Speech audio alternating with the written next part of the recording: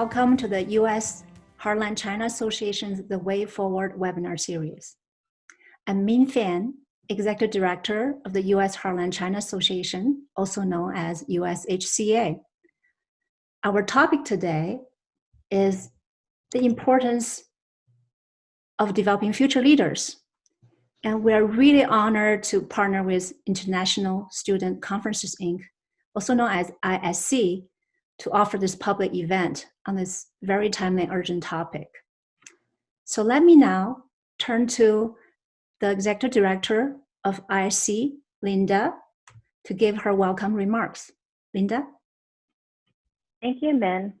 Today's program is timely, relevant, and will answer the question, what is the impact and future of student exchanges? We are currently in the midst of many unknowns.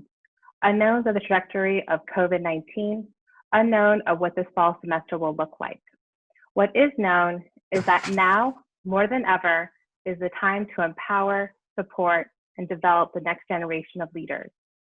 We are honored to have friends and alumni on this panel who will speak firsthand on how their participation in our unique student-led, student-run conferences positively impacted both their careers and personal lives. International Student Conferences is a 501c3 organization based in Washington, D.C., whose mission is to promote peace by furthering mutual understanding, friendship, and trust through international student interchange. In 1934, our first conference, the Japan America Student Conference, was founded by American and Japanese college students concerned about U.S.-Japan relations. Their first topic, how do we as students serve as bridges and strengthen relations when our governments are not seeing eye to eye?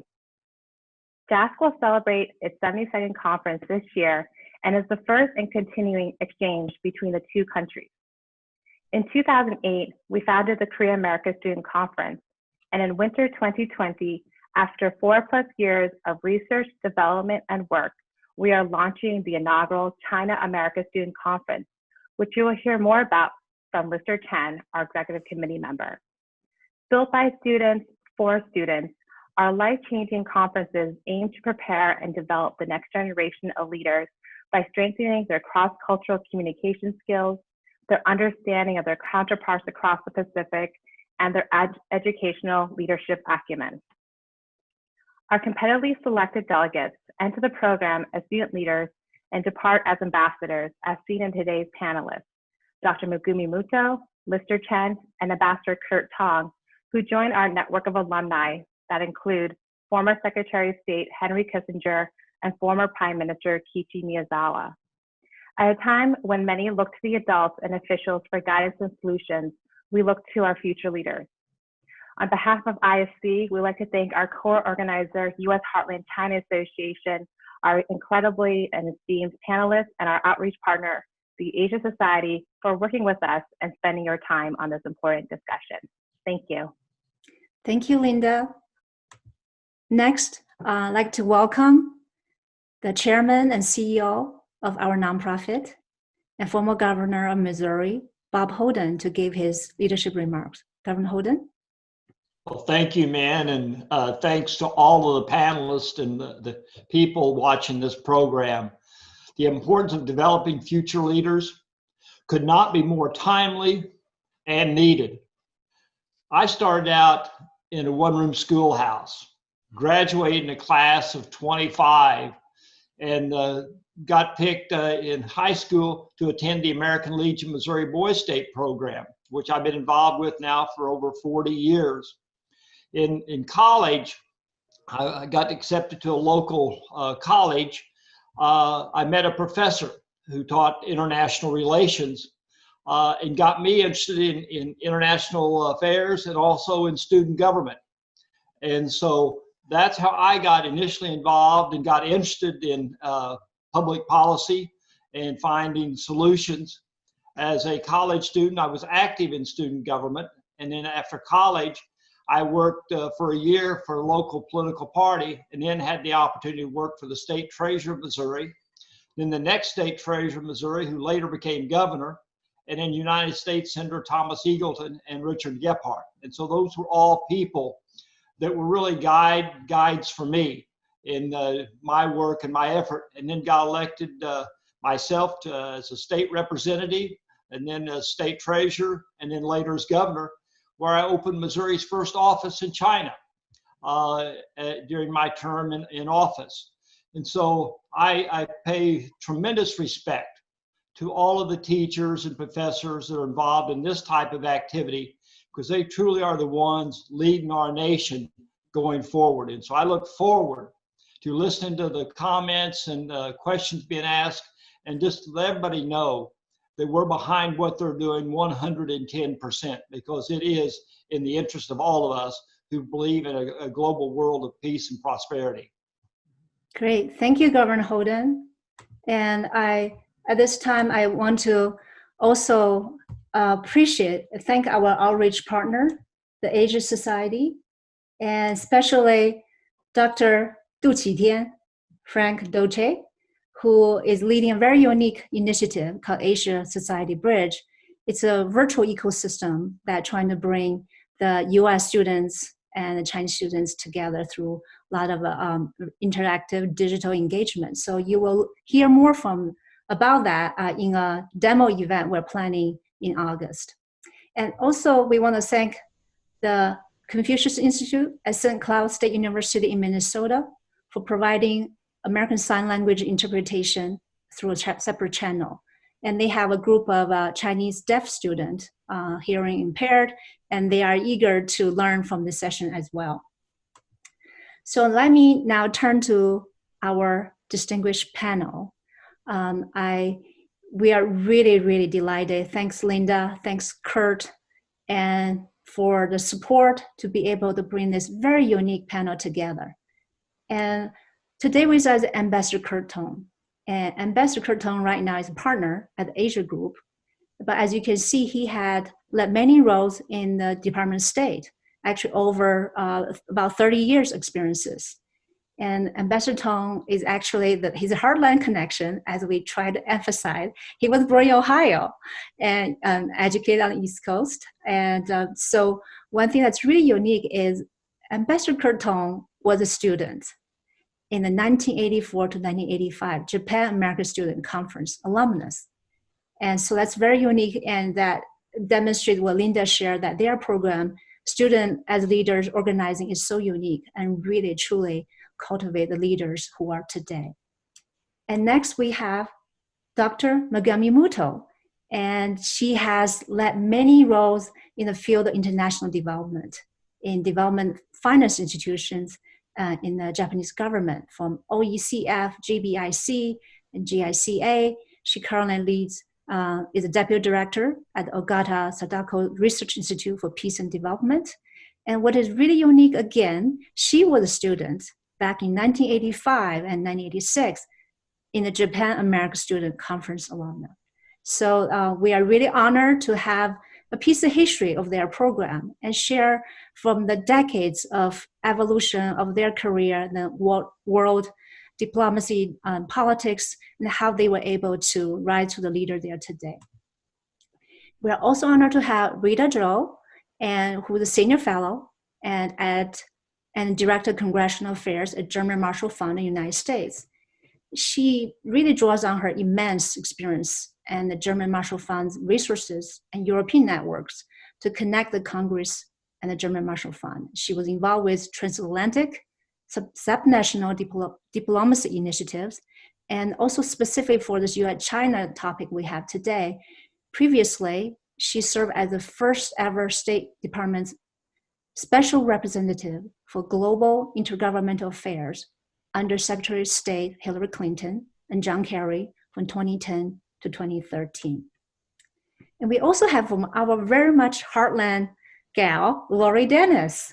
She was actually went to school in Minnesota and then received her education further at University of Wisconsin-Madison. She studied Chinese and political science.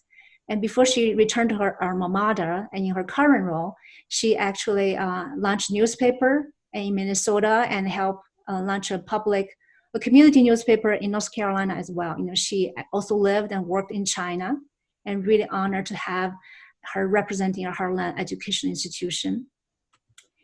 And also from the Embassy of the People's Republic of China in DC, we're honored to have Minister Consular Yang Xinyu. And Minister Consular Yang Xinyu, who told me I can call her Xinyu.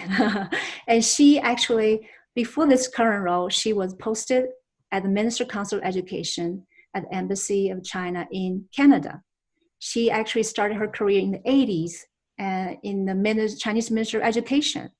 And she went on to take a leadership role in various organizations, including the China Scholarship Council. And that is a national organization to provide funding for students and faculties and mobility. And that was back in 1998. So we are honored to have her sharing her experiences and representing the perspective coming from China. Also very specially today, we have Lister Chen. She's the first China American Student Conference Executive Committee member. And as you heard from Linda, this program is so unique because it's student-led and student-driven. She's currently a rising, I think she's a junior, right, at UC Berkeley. I have to remember, she's a major in astrophysics and applied science with a minor in music.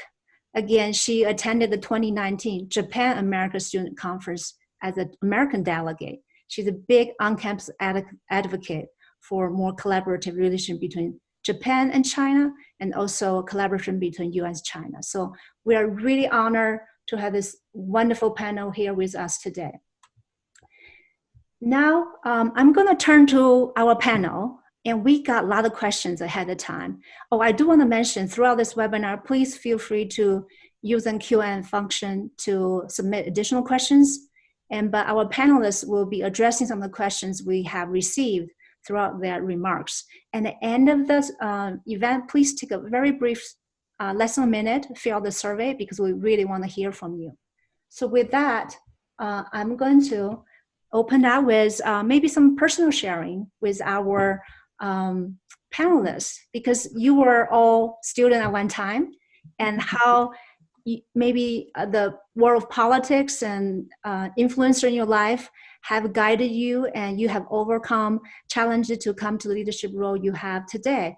So maybe start with Megami-san. And Megami, would you like to start with your personal stories? Okay.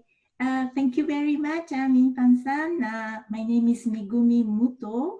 As it was introduced, I work for development finance, which is to support developing countries such as low-income countries in Asia, Africa, Latin America, Pacific, so that these countries can aspire for better lives. That's my current profession. And I can share my experience how, in my case, Japan-America Student Conference helped me in find my own personal cause, which is development. I have two stories to tell. One story is from the point of view of economic major undergraduate student of Japan in the 80s. At that time, in the 80s, there was this book coming out from the US, which was titled Japan as Number One. And then there were news about Japanese capital buying the Rockefeller Center. And then there were lawmakers crushing Japanese cars and other computers by hammer. So there was so much tension in between US and Japan. And in Japan, among the students of economic major, there was this optimism. Everyone was dreaming of becoming a banker and make a lot of money. And I applied for just in order to be on that track. Because I wanted to put on my CV resume that I was very fluent in English. So that was a very simple thinking. And JASC was a lot more than that, I tell you. We were a bunch of Japanese students and American students, 40 each, I remember. And in '85, the first time I joined, we went all through Japan, and also we interviewed the politicians, the businesses, and discussed a lot of aspects, ranging from what is the role of women in Japan as opposed to role of women in the US. Or we walked along the streets of Hiroshima together with Kurt, yes, to discuss about the World War II, for example. These were the first experiences I was exposed. And then in '86, I also was a member of that student conference. Now, at that time, was an executive committee member and went to the US. And in the US, especially, I want to share with you that I was struck by the difference, contrast in the society. We went to a farm homestay in Ohio, and at the same time, we went to Michigan to have a very nice business lunch in Ford headquarters. So I was struck by the difference and started to think, why is that there's this contrast in the society? So eventually, I was really thinking of my career as being in the banking sector, but then I changed my mind. Maybe I was more interested in looking at the political economy, thinking about the society, maybe inequality. That was my first story to tell. The second story that I wanted to share is that I happened to grow up in Central America, El Salvador, and I came back to Japan when I was 11. And I hid my Latin American identity for long, but yes, Japan America Student Conference on the American side, naturally there were a few Latina students, and I rediscovered my diversity within. In Japan, it's generally kind of like there's homogeneity, and you are supposed to behave in a certain way, but just really helped me to rediscover my identity as a Latina and be able to express that. I also was very encouraged by taking a leadership role as a woman. I was elected as an executive committee member, as I have mentioned. So that helped me. So with these two stories combined, I found my own personal cause, which is working in international development. And for example, when I was in charge of the cooperation with the Philippines, my Latina aspect, as well as this interest in the society really helped me. I could express fully what I had within myself and become a true leader in my institution.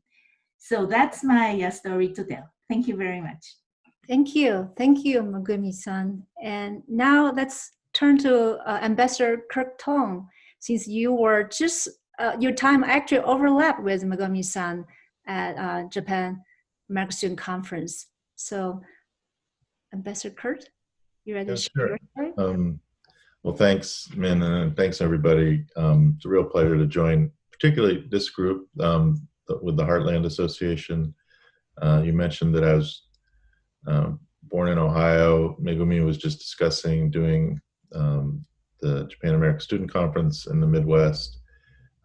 It's always struck me how many international students actually visit the United States in the Midwest or the middle part of the country. You know, we've got Lister over in Berkeley, and I went to school on the East Coast, but actually international visitors to the U.S. and particularly students, in some ways, delve into the heart of the United States much more than some Americans do. So I always find that kind of interesting, and it makes this an important organization. I just wanted to say just a couple simple things. I thought Megumi did a nice job of capturing what it was like to be a student in the 1980s, interested in Asia and international affairs, where there was a lot of misunderstanding. Another thing hasn't changed at all, but one of the things that has changed is the technology of participating in international affairs, where now we're doing this kind of Zoom stuff. Back then we were sending letters. Those of you who don't know what a letter is, it's this thing you write on a piece of paper, stick it in an envelope and put a stamp on it, and it goes to the other country. It takes a long time, and trying to organize a student conference in those days was a little bit different technologically. But the thing that hasn't changed is what people get out of participating in history. And what I mean by that is, take myself as an example. I started getting interested in international history, international affairs, read a lot of books, listened to a lot of professors, and heard a lot of ideas. But it wasn't until the student conference that I actually started to feel like this was something that I could get involved in. Because, and some of the questions are already coming in, like, what are the skills in cross-cultural communication, or what's the resume that you need to participate and do jobs like Megumi has done in international affairs. But it's a matter of skills, but it's also a matter of willingness. And I think that by participating in something like the student conferences or some other forums or other kinds of activities, that people develop the other aspect of capability, which is not just skills, but then willingness to use those skills, put yourself out there, speak in a language which you're probably not that good at, whether it's, and not just language, but intercultural language, and put yourself out there and actually get involved and participate. And that actually is, although, there's only ever at any given time a few presidents and senators and people like that have a lot of impact on history, but regular people can also be impactful in an interpersonal sense and a cross-cultural sense. So I guess my point is to both encourage people and then to realize that as many people have said, a long journey starts with the first step, and getting involved and actually participating and talking to people and putting yourself out there is really an important part of the equation. And that's what we're here today, encouraging all of you to do. Great. Thank you, Ambassador Kurt. I have a quick question before we go to Lori. Ambassador Kurt, I know you speak fluent, speaks and reads both Japanese and Chinese. So when you went to the conference as a student, how was your Japanese and Chinese then? It was not great, and it got better when I was a young person. Now that I'm old, it's getting bad again. You start forgetting things. But it was interesting because in the Japan America Student Conference, it's an English-based conference. I would say that of the 30 to 40 American students participating, about 5 or 6 spoke Japanese, and so they would sometimes take advantage of that in providing reinterpretation of what people meant to say. Wow, okay.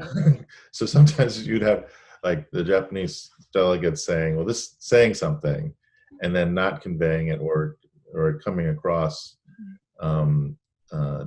inaccurately, and then you could have a double channel back and forth. So it's just a useful, language is a skill. It's like anything else. It's like playing basketball. You learn it, and once you've learned it, you can use it, and it's a tool, but it's not the only tool. Great, thank you. Well, now let's turn to Lori. Lori, since you were very much our Heartland girl, right? And tell us about your experience. How do you become leading this very international program and become a leader in your field? Thank you. I'm very honored to be on this distinguished panel this morning. And my career has been in journalism, and in writing, and now in university administration. And it has circled more and more towards connections with China. And for this, when I was asked, given the questions for this conference, I sat back and thought about what were the influences that led me into this career path. Because growing up, there was no one around me with any knowledge or about China, or no one. I grew up in Southern Illinois and in Minnesota, and there was almost no Chinese people around me. So what led me on this career path? And I really see three things that put me in this direction. And the first was that I had fantastic and inspiring teachers, starting in high school where I first spoke Chinese words, and then continuing in college where I started out as a computer science major, because that seemed like a financially wise thing to do.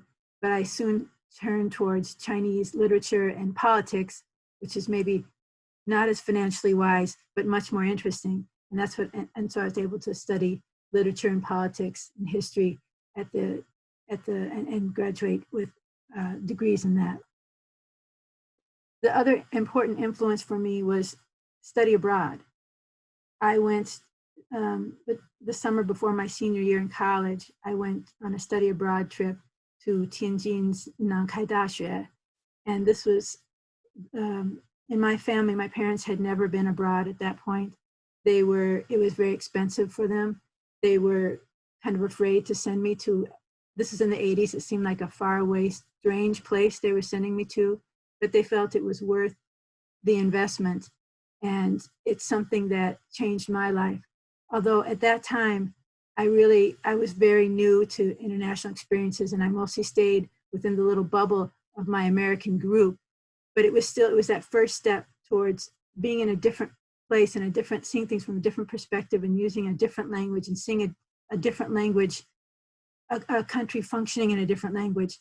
So that was the motivation for, and getting past that first scary time doing an international experience. And every time since then, it's gotten much easier. And now I travel to China frequently to work and to conduct research. But it started with that first scary experience as a study abroad student.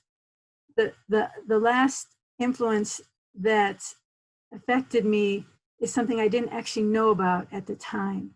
And that was the leaders who were working to end the diplomatic break between our two countries that kept Chinese and American students apart in the 1960s and 70s. The chancellor, the head of my university when I was a student there, who I wasn't really aware of, was Irving Shane. And in 1979, as soon as relations were possible with China, he led two delegations over to China to immediately try to reconnect our campus with universities and institutions across China. And our current chancellor today, Rebecca Blank, I think she's following in the footsteps of those before her by speaking out, even at this kind of tense time, about the importance of connections with China and speaking out in support of our Chinese students and our Chinese faculty, and also our partnerships with Chinese universities. And she's been quick to point out that it's some of our Chinese scientists who are currently leading several of the most promising research projects going on at UW-Madison related to COVID-19. Great, thank you. Really appreciate that perspective. That remind me, in our last webinar, we had Yawei, the director of the China program at Carter Center, sharing how President Carter and the Chinese leader at the time, Deng Xiaoping, actually said, yeah, send Chinese student over. And that had started this wave of more international student coming. So thank you for sharing that. Next, I'd like to turn to Rita Lowe. Rita, could you please share with us your experience stories becoming the leader you are today? Well, first of all, thank you, Linda and Ming, for having me on this conversation with our great panelists, but more importantly, also with the students that are on the call. And I would say there were several things that really kind of shaped my interest, not only in this area, but also my focus on working with younger professionals who want to get in this arena. I am a practicing attorney. And when I was, for someone who grew up in the Deep South, in a small town, Statesboro, Georgia, even though it was a college town, and it did bring in a lot of different students from around the state, around the country, and probably very few at that time around the world. I spent, I would say, the vast majority of my time as I grew up in the South, and then moved to Washington. And when you move to a larger community, you have an opportunity to really be involved with a much more larger and diverse set of individuals and people, and have the ability to garner many more friends.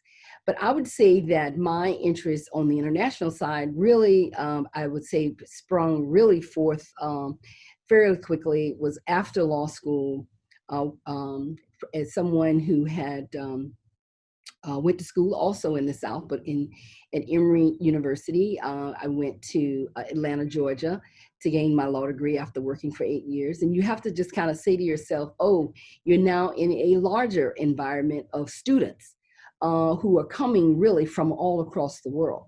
But I will have to admit, it wasn't really, your network wasn't as diverse as you would probably want it to be, because, you know, your focus in school is just to, you know, try to, as I say, get in, do well, and get out.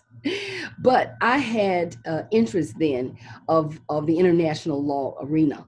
And so began to pay a little bit of attention, I would say, in that world.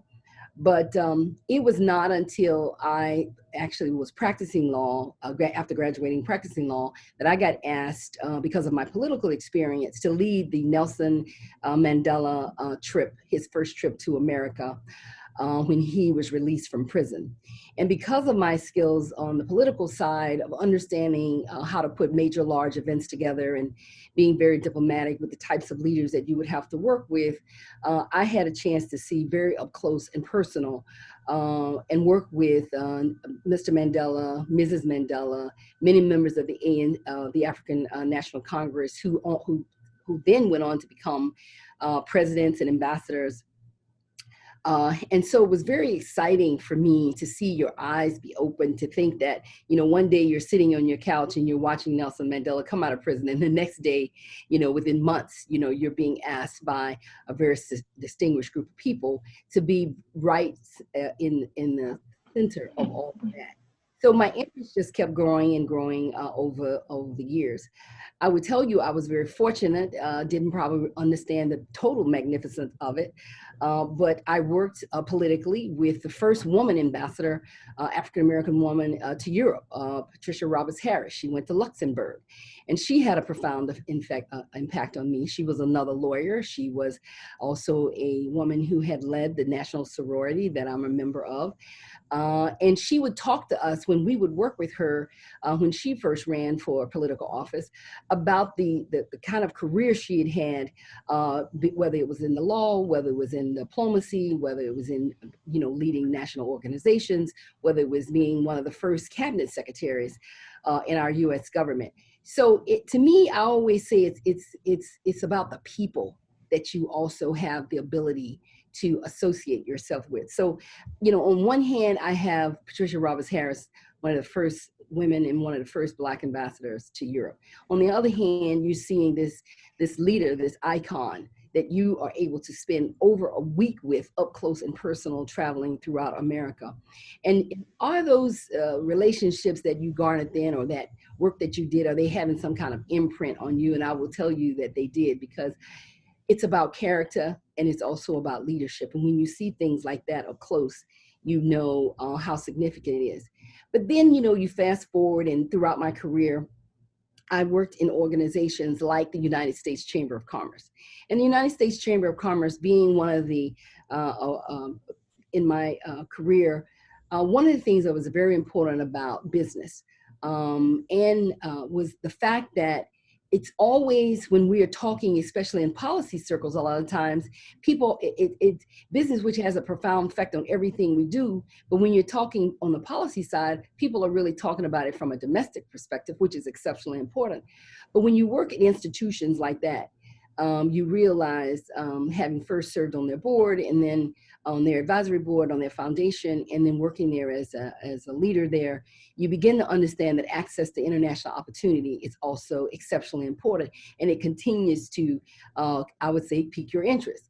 It was really not until fast forwarding, many years later, that I had the opportunity, after having a domestic career, a career focused a lot on domestic issues and institutions, that I was asked to come into the U.S. Department of State by Secretary Clinton.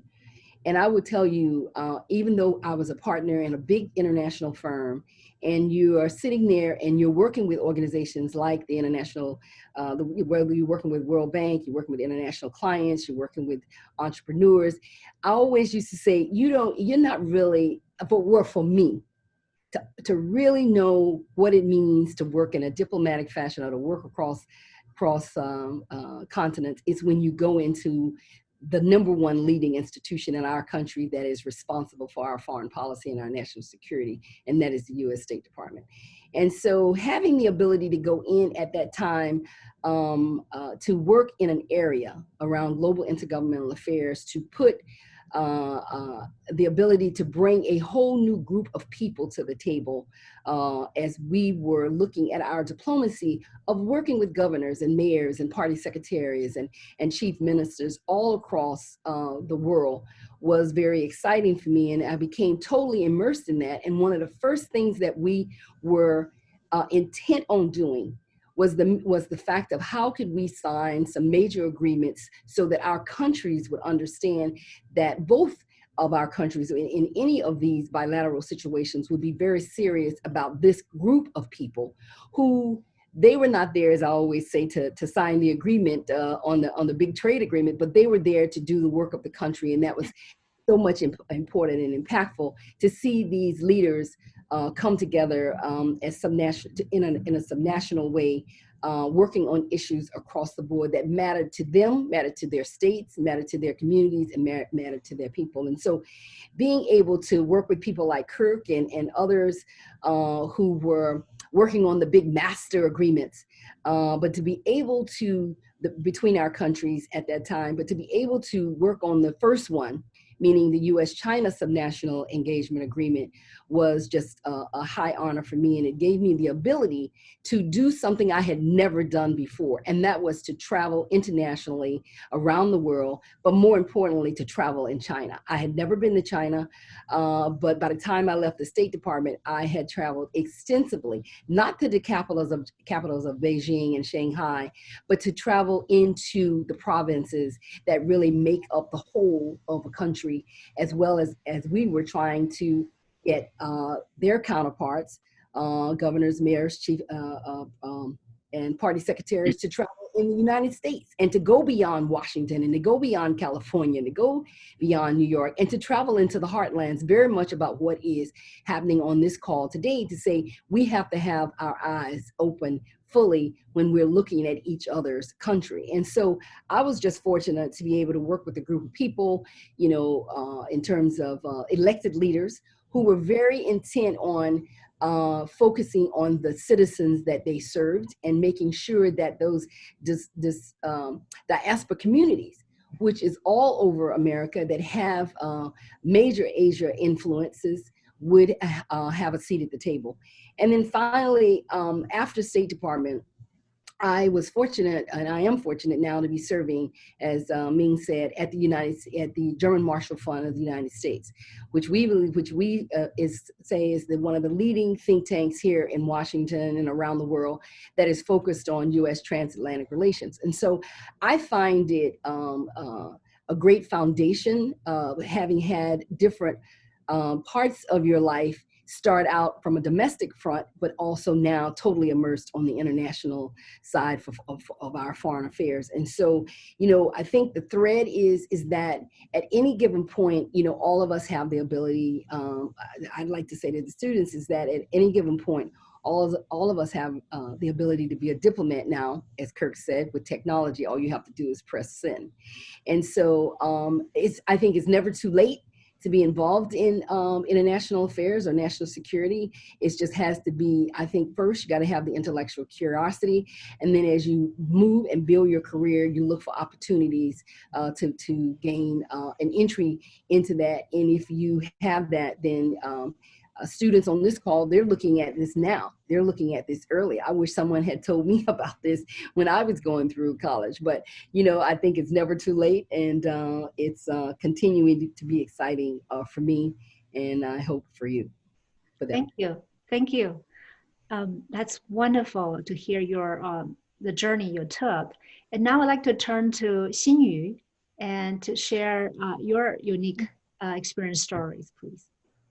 Thank you, Min. I'm so honored to be invited to join such a distinguished panel. I'd really like to share my experiences with the participants of this webinar. The key influence actually for my career was my study abroad experience. So I was in the UK in '98 for my master's degree. I was studying Nottingham University. In 1988, China was still pretty isolated. And I was under a British Council fellowship because I don't think there were many families could afford for the kids to study abroad. Not like now, we have so many Chinese students studying abroad. When I just arrived, I realized how huge the gap between China and the developed world. My real thought was then, oh my God, China was at least 50 years behind. That was 32 years ago. It really gave me the chance to look at the world in a different way. Like Laurie just said, you study in a different culture, using a different language, you meet people in those countries. So it's really opened a window for my life. It's really a life-changing experiences. So during it's just a one-year program. It's a full calendar year program for master's degree. We really worked so hard. And then we tried to make good use of all our holidays to travel in the UK. So we went a lot of places to meet with people, to see different places, to experience the culture.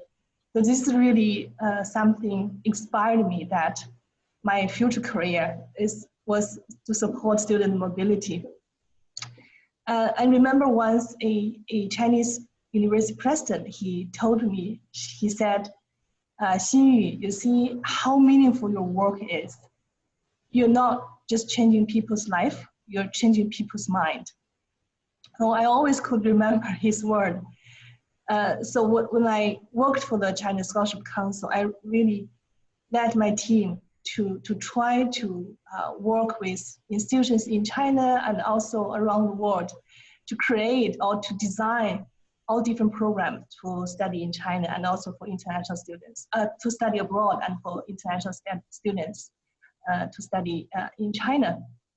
So our programs grow dramatically from 1990s to when I left 2014, we provided the scholarships from a few thousand to 100,000 to support students' mobility. So it's really something that have a lot of influence in my career, the study abroad experiences. Thank you. Thank you, Xinyu, for sharing that. And now I'm going to turn to Lister. I know Lister is still early in her career path, but she's already demonstrated herself as an uprising leader. So Lister, if you can maybe briefly share your experience so far. I know you will have more opportunity to share a lot more about the program you're helping to design. Yeah, sure. So my first encounter of international experience would be while I was in high school.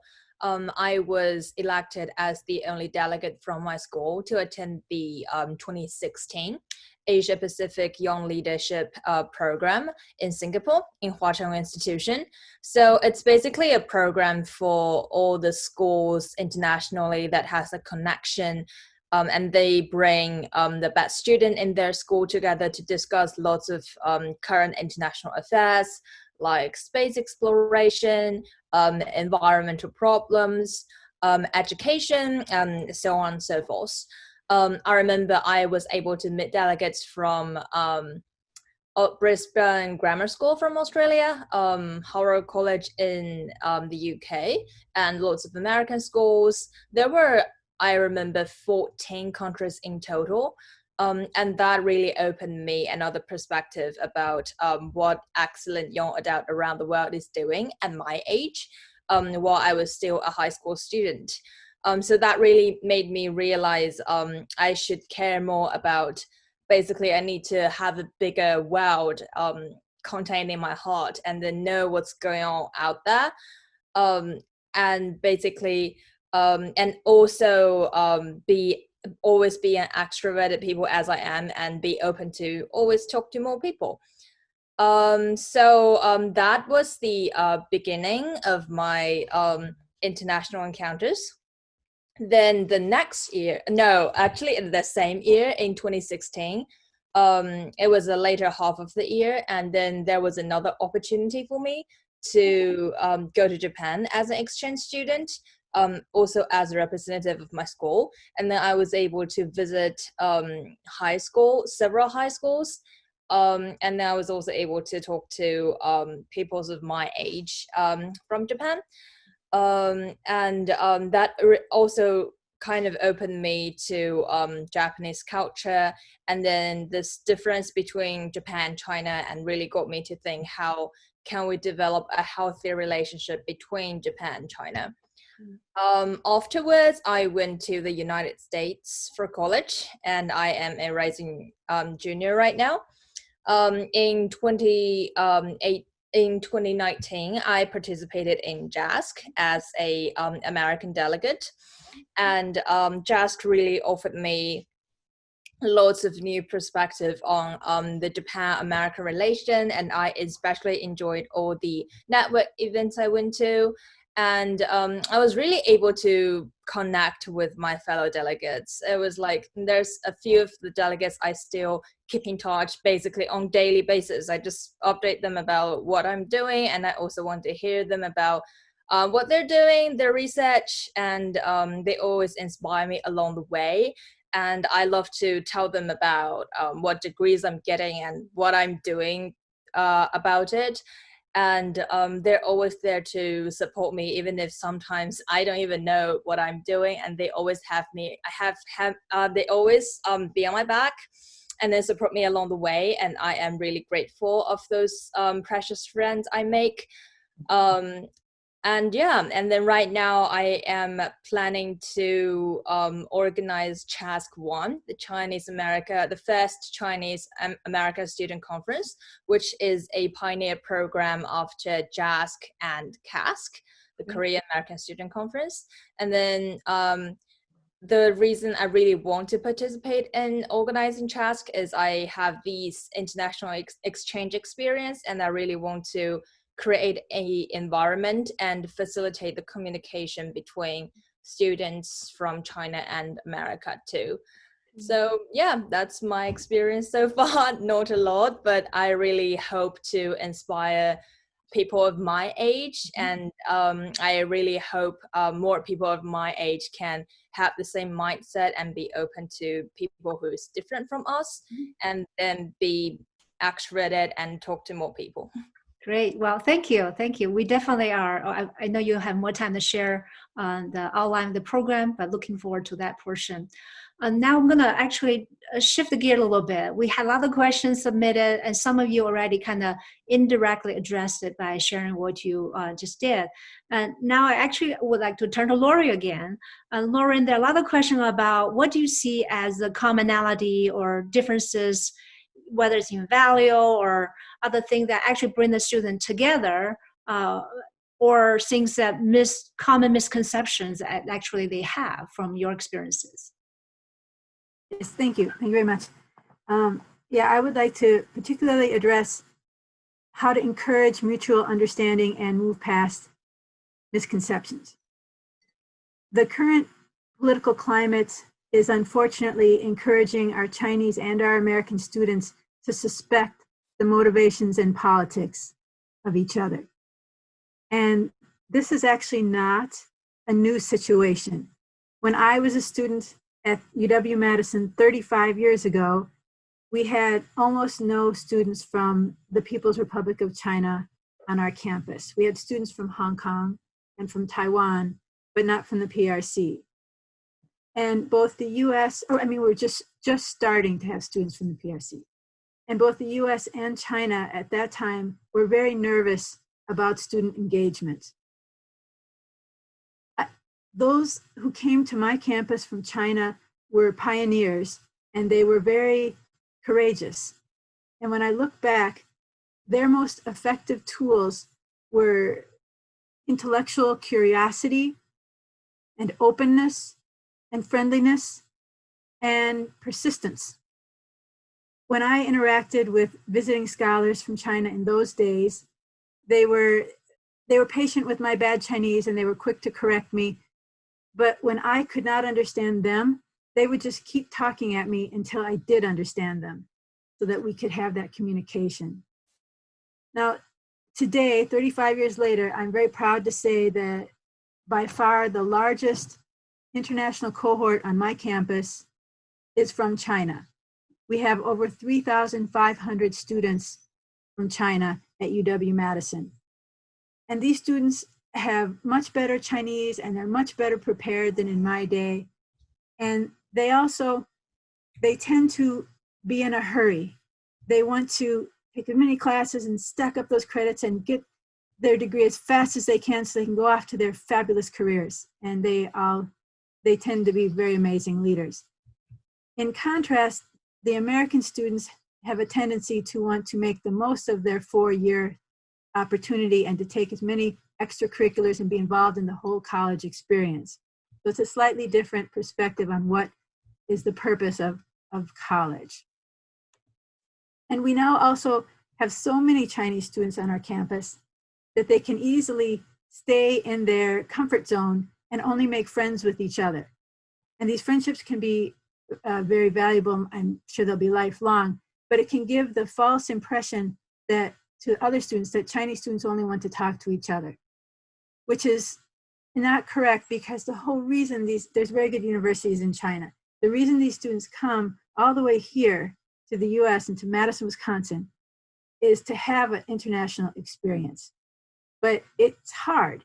Taking classes you can do, but speaking and making friends with people from a different culture is hard. And I think a lot of our Chinese students actually lack confidence in their speaking abilities with non-Chinese students. And so their shyness gets misinterpreted as just wanting to just stick together. That's one problem. On the other side, among the American students, we continue to see a lack of a basic I think all students need a better understanding of China's impact on the global economy, and just a kind of a basic understanding of Chinese history and culture and why they are so important on the global stage today. And we also need more students who are studying Chinese language and history at a more advanced level. Those are things I wish I could see. And the students from China who I see as having the best experience are the ones who are willing to take risks. And especially some of the best experiences can come out of being willing to have a roommate who is not Chinese, which is a scary thing to do. And also to immerse yourself in activities, try Wisconsin cheese, go bowling, invite a non-Chinese friend to a Chinese restaurant. I have watched our Chinese students win hip hop contests and sing rap lyrics in Chinese and in English, and go out of their way to meet professors and participate in class discussions. And these are examples of reaching out to share your own culture and your individual perspective in the context of the culture you're in. And that's what makes the college experience valuable. And I continue to think that the best way to build relationships is actually one friendship at a time. It's courageous and difficult to make friends with someone from another country, but it's the only way to have honest conversations over time.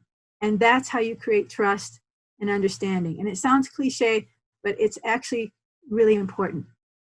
And when I look at my own experience and the students I've seen met in China and the students I had that are from across America, I don't see a big difference in core values. I really don't. I think it comes down to communication and to having the same kind of skills that those first Chinese visiting scholars had back in the mid 80s, to be intellectually curious and open and friendly and persistent. That's the key to success. Thank you. Thank you, Lori. Next, I actually like to turn to Rita Low again, because some of the question we got from a student is, oh, my teacher told me to attend, but I'm not studying politics. Why would I care about this? And so I wonder if you could share about why do you think there might be barriers in people want to be more involved, becoming future global leaders, and then how can we influence that? Well, first of all, thank you. I think it's a great question. I think people have no idea how now you can have the youngest person to the oldest person can have a massive impact on what's taking place in our foreign policy arenas.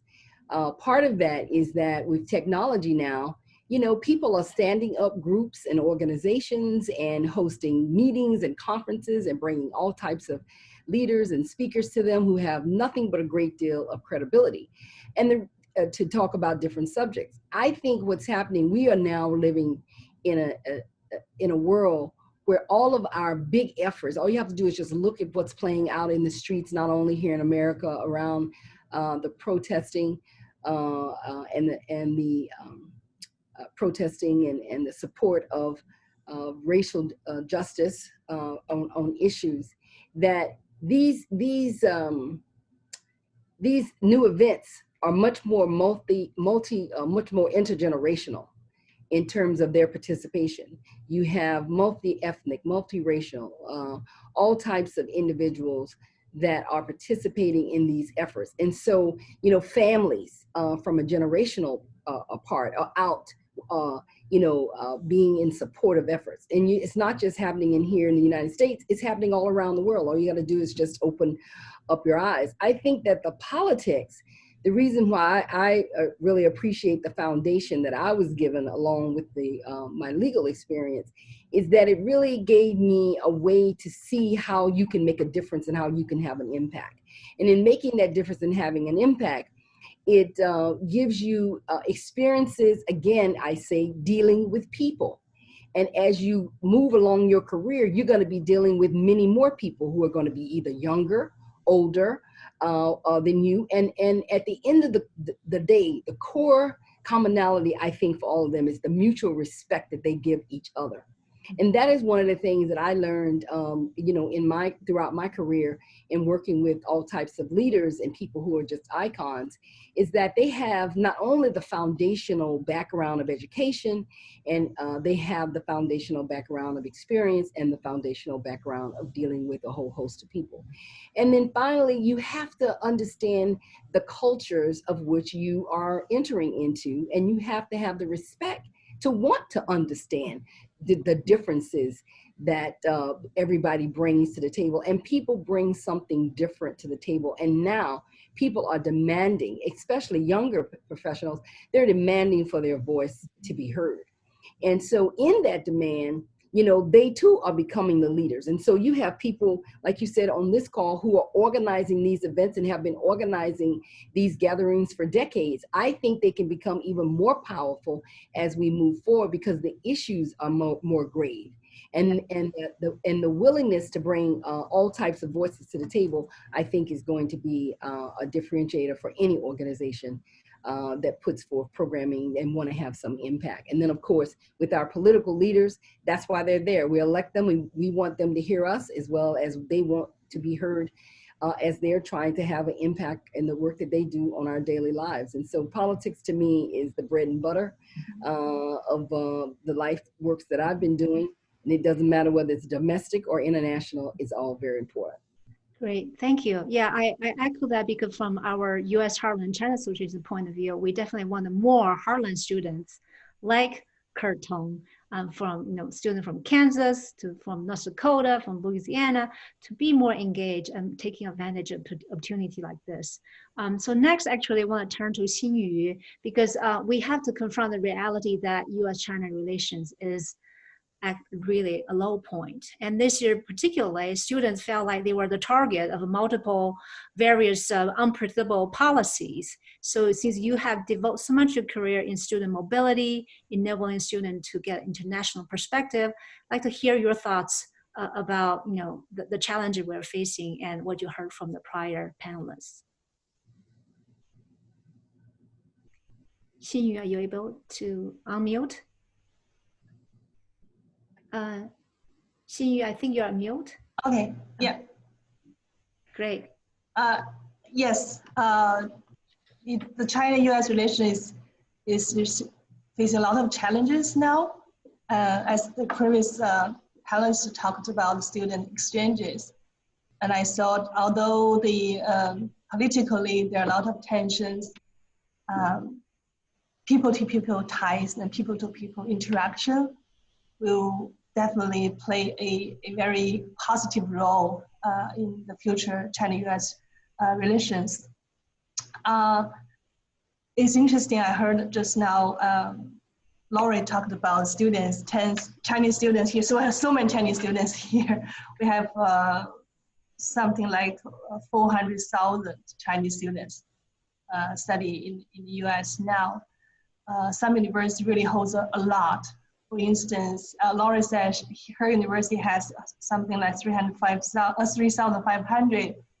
The university like NYU has something like 6,000 Chinese students. It's a such huge group of students in one university. It makes students' life easier when they just communicate, when they talk with their own student from China. But what I see, the people-to-people ties really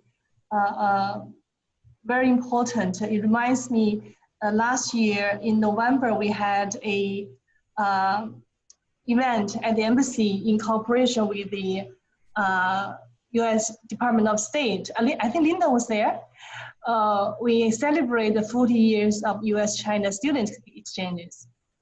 And we invited the participants, they were either study in China or study in the US in the past 40 years, different generations. And they shared about their stories, their experiences. And everything was so positive, and it's really contributed greatly to the bilateral relationship. When I look at the young student now, interestingly, a few days ago, I asked my daughter, she's in St. Lawrence University in Upper New York State. And I asked her, do you have anything like China-US relations buried in your mind whenever you go along with your classmates? And she said, no. She said, we were just classmates. We work together. We taking class together. We doing project together. They don't intentionally have this kind of a China-US relation, big stuff in their mind.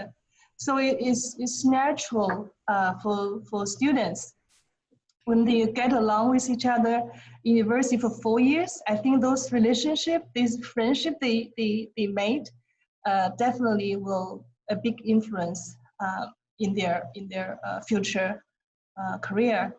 I could recall last year's event at the embassy. We talked with many alumni, both studying in China or the US. We asked them what the study abroad experience influenced their career. Almost every one of them has some connection with China, or the Chinese with US in their career. So this is a very natural thing, I think, for studying in another country. You naturally build up this friendship, and I think this is really matters for young people. They will shape the future U.S.-China relations. Great, thank you. Now, actually, I would like to turn to Mogami-san and for a little bit more perspective, maybe looking forward, right? One of the questions we got, actually a bunch of questions, is about current global climate seems to be moving away from a global partnership, and or the WHO and WTO, a lot of the institutions are kind of on risky foundations. What do you see as areas of growing global collaboration that the younger students can focus on as they develop their careers? Mogami-san? Thank you very much for a very nice question. I work for international development, so I can propose why not we work together on global public goods. That means working on health issues, including the response to COVID-19, or a climate adaptation or mitigation like energy, or disaster response. Let me share just one example. After the Philippines was hit by Typhoon Haiyan in 2013, a lot of our organizations, NGOs, governments went to the site and started relief work.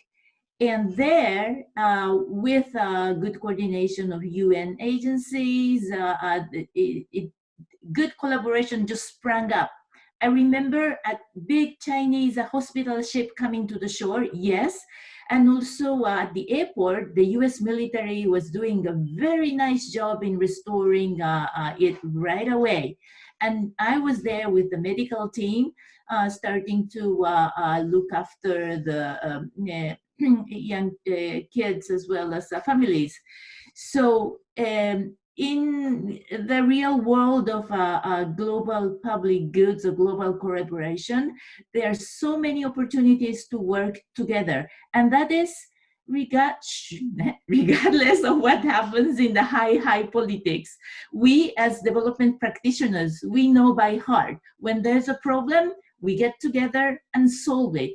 And that's always at the base. And I'm very optimistic about global collaboration because I know as a practitioner that problems are there, we have to solve it together, and there are a bunch of institutions, professionals that run for the rescue, regardless of what happens in the international political arena. I can share that and invite a lot of people for this very nice collaboration in the future. Thank you. Great, thank you. Now, Ambassador Kurt Tong, I have some more challenging questions from the audience for you. People are asking, how do you suggest we deal with the reality we live in, right? With China virus or Kung flu, and a lot of Chinese Americans are feeling very uneasy, and Chinese students are feel not really safe. And what do you have suggestion for them to confront this difficult time we live in? Thanks. That's a great question. And, I think we have to recognize that the current state of affairs in U.S.-China relations, in the America's international positioning in general is not good. And there's a lot of reasons for that. I think that a big contributor to that is lack of leadership. Megumi was just talking about public goods. Take for example the recent decision that has impacted impacted people on this call, of not allowing people to stay in the United States on student visas if they're only working online, which people are trying to reverse that decision. But it's just it's a very short-sighted, narrow decision. It's perfectly legal probably, but it's not very kind. And that, good leadership doesn't just think about the leaders themselves or interests narrowly defined. It actually thinks broader than that, about public goods, as Megumi was saying, about long-term consequences and building bridges, as well as defending oneself. So I think that the leadership is important. That's why we're talking about leadership today on this call. Institutions are important as well. Sometimes institutions can get a little bit too focused on themselves as institutions, and there's been a lot of criticism, for example, of the World Health Organization, the United Nations. Where is the United Nations in the current crisis around the coronavirus? And that frustration is real, and some of it's justified, because those organizations start thinking about themselves as organizations rather than thinking about their mission. So what do we do in that environment? People can just watch TV and feel bad about things, or they can get involved. As I was saying earlier, I don't think this is a good time for people to despair about US-China relations or about their own personal trajectory in international affairs. It's a time to double down on activism. I was really encouraged, for example, when the coronavirus struck China first, that there were not just some government action from other governments seeking to help China with that immediate situation that it confronted, but a lot of individual activity, non-government organizations, rich people just making donations of equipment to China. And that was returned when the virus moved out of China to other countries, with individuals spontaneously on their own making those kind of donations. Now, a lot of that ended up getting a whole political coloration to it. And that's very unfortunate. It has to do with the leadership question that I was mentioning earlier. But it really, I think, is just very, very important for people not to wall themselves off, and instead, realize that the planet has been through tough times before. Take a little bit of historical perspective, and then do the right thing. And that's how things get solved. And I read a lot of history, and I find it very entertaining. Some people find it dreadfully boring. Last night I was reading about early 16th century interaction between Portugal and China, and all the missed opportunities that took place at that time. You don't have to do that. That's kind of a weird thing to do, but keep in mind that the planet has gone through a lot already, and will in the future, and y'all can get involved and participate. Great, thank you. Kurt, Ambassador Kurt, there's one more question before we let you go. Is there are a question about Japan-U.S. relationship was in the low point in the 80s, right? Eventually it recovered. What, if you can succinctly, what were the events or foundation that led to the recovery of that relationship?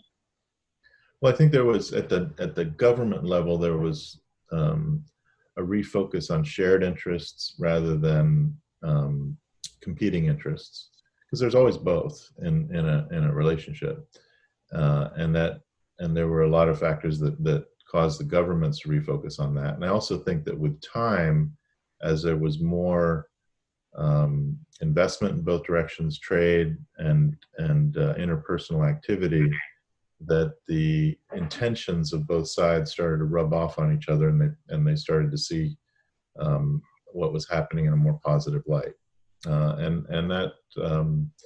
So a combination of things outside that relationship influencing it positively, but then also the relationship itself just building and becoming deeper. That was, for example, that was a real growth phase for Japan-America societies in the United States, and a lot of activism at the grassroots level. And I think that is something that we should try and replicate in the U.S.-China space now, and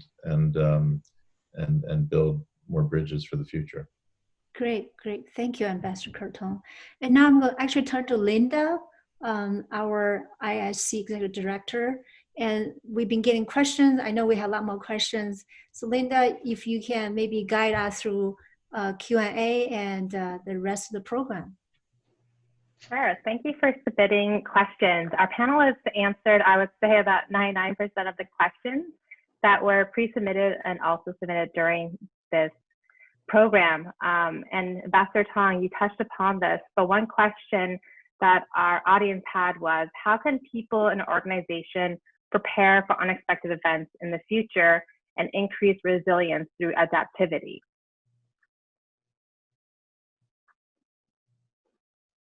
Was that directed at me? Oh, I was saying that you had touched upon it by discussing, looking at history and moving forward and then planning accordingly. Do you have additional comments to that question about how can we as individuals organize? The skill set. I mean, I used to do sports when I wasn't so fat, and there's a thing called muscle memory, and so when you practice something a lot, whether it's swimming or basketball or baseball or whatever, you start to do things without thinking about it. And that's the kind of muscles inside your brain, actually, not body, that you need to develop to be a useful participant in global affairs. And so when you see a problem, you go and do something about it, rather than moan about it. And that's, obviously, there are good ways to do that in an organized fashion. I'm going to hear more about international student conferences, the China America Student Conference here in a minute. And those are great ways to do this kind of, build up some of those muscles.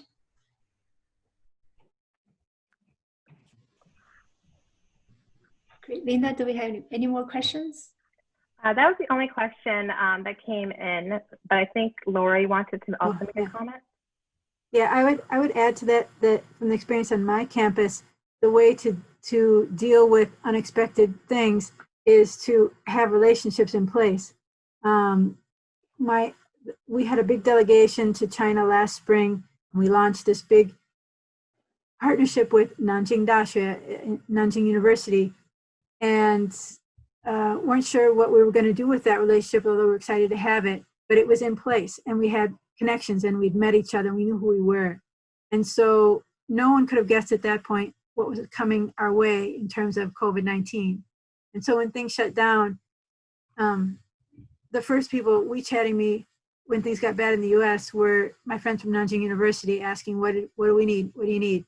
And our chancellor our hospital needed more supplies and was able to use our contacts with Nanjing University to arrange some supplies, masks and other things, shipments from China. And they were not political because they were done at a very low level.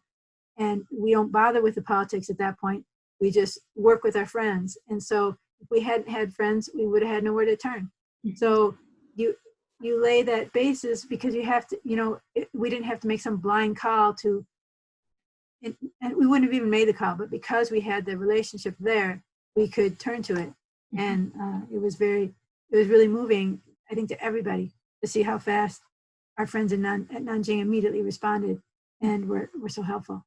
Great, thank you. Thank you for sharing that. And now I'm actually going to turn to Lister to share more about this inaugural China America Student Conference.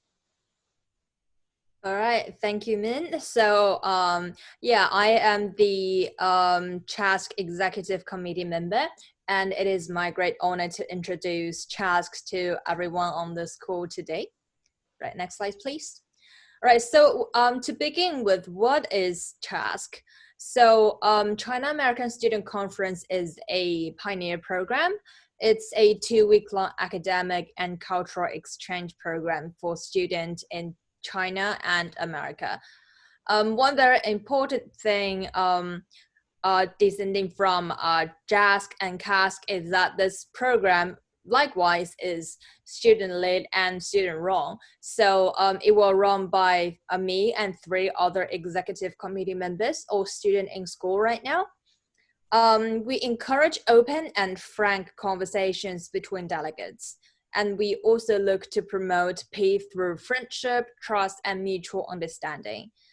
For the long term, we hope to empower the next generation of leaders, as well as shaping the future of this bilateral relationship. As lots of panelists was mentioning, it is not the best time for China-America's relationship. So we really hope this program can serve as a pioneer to shape the future understanding between two nations. Next slide, please. So I'd like to talk a little bit about why we decided to participate in CHASC to begin with. So, of course, China is a very important network for U.S. foreign affairs. There's a saying that investing in young people and education, it will pay a lot more, like it will be paid back many times later on. And I think this program is one of those programs that invests in young people like me, in which I'm very grateful of. It will also be a cultural exchange experience for students on both sides. So on the short term, students get to interact and self-improve. And for the long term, we can develop diplomats and leaders. So why I decided to participate in CHASC. So on the right is a picture that basically summarizes what I got out of my JASC experience as a JASC alumni right now. So my previous JASC delegate experience inspired me to be a cosmopolitan, but not a tourist when I travel. And I hope CHASC can serve as a similar source of inspiration for the delegates participating in CHASC as well. So JASC basically taught me to know the people of a particular culture while I travel, and facing all these people with a honest heart, instead of being a tourist and just see what's on the surface of all this touristy spot when I go anywhere. I think this kind of philosophy applies to my living standard right now, and I would like to use this as an inspiration resource and to facilitate conversations between Chinese and American students. Because when you actually talk to someone from a very different culture, you get to know a lot more about their culture. You get to know, say, for example, the slangs they use, what their daily life is like, the food they eat. And we can go deeper into some of their life philosophies for living. And you can, and usually I got a lot from talking to people of my age from different cultures. And I believe this kind of cultural exchange can facilitate a long-lasting relationship and friendship between delegates. So I'd like to talk a little bit about exciting sites and activities we're currently planning. So there are two sites of where CHASC is going to be taking place. On the top is San Francisco, which is a few minutes drive from where I am right now. I'm currently in Berkeley. The second site is Hawaii, which is really exciting because it's I believe, the dream vacation location for lots of people. So because of the coronavirus, we have to make CHASC a hybrid model. So it starts from fall 2020. The online meeting will take place 7 times, leading to the in-person conference. The first site will be San Francisco, California, which is December 27th, 2020 to January the 1st, 2021. We will have a visit to Silicon Valley, which is very exciting, especially for a STEM student like me. And we are planning on a tour to Google and as well as WhatsApp, those big names in the tech field. The second site will be Honolulu, Hawaii. We will stay there from January the 1st to 10th in 2021. And one very exciting programming we are currently having is we are going to have joint programming with JASC and CASC.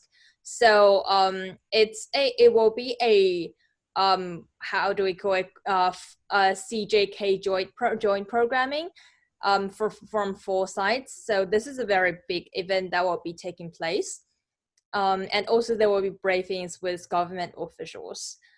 We are planning to include several conference topics, like discussing diplomacy, NGOs, media, international development, the impact of COVID-19 on US and China, which is very hotly debated topics currently. Not like JASC, which have roundtables, we allow lots of flexibility in the delegate discussion. Delegates don't have to stick to a certain group of people throughout the conference. Instead, we have very flexible discussion groups which allow delegates to talk to basically everyone in the conference. So they can always exchange their opinion and get the most out of the conference discussion. So who is eligible to apply? So current student entering a full-time college and graduate student in good academic standing is more than welcome to apply. We don't require any Chinese language proficiency for task because the entire conference will be conducted in English. The apply address is right here, and we really wish to see more people apply at this point, and we're really excited about the conference. If you would decide to go on the conference, there will be some basic information question you need to fill in. 2 short answer questions, which are really easy to answer. Why are you interested in CHASC? What topics are you interested in discussing during CHASC? The early application deadline is July the 15th, which is 1 day from now, and we really want to see more application. And the final deadline is a month from now. So for those who really want to apply, you still have a month. We will host a information session on August the 15th, which will be conducted via Zoom. And anyone is more than welcome to join our application info session. Great, thank you. Thank you, everyone. Great, thank you, Lister. Now I know we are have a lot more questions. We can have time to answer. We are taking note of that, and there will be a post-event survey which you can chime in as well. So at this time, unfortunately, we are not going to take any more questions. What we'll do, and what I'm going to do is actually go back to our panelists to see if you can maybe sharing a very brief parting remark to the attendees today and on this topic, and maybe just brief 1 sentence. And maybe we'll start with Megumi-san, if possible here. Okay, thank you very much, Min-fan-san. For me, the student exchange was an experiment of how far I could go to connect different people and different minds in particular. And that experience can take you through your journey. That will be a very exciting one. Thank you. Great, thanks. Next, can we have Ambassador Kurt Tong? Would you have share a final remark? I think I've said enough already. Just that, encourage people to really branch out, meet new folks, and try to as much as possible to take advantage of the freedom of youth to meet other people and learn from them. Great, thank you. And Lori, do you have 1 final remark?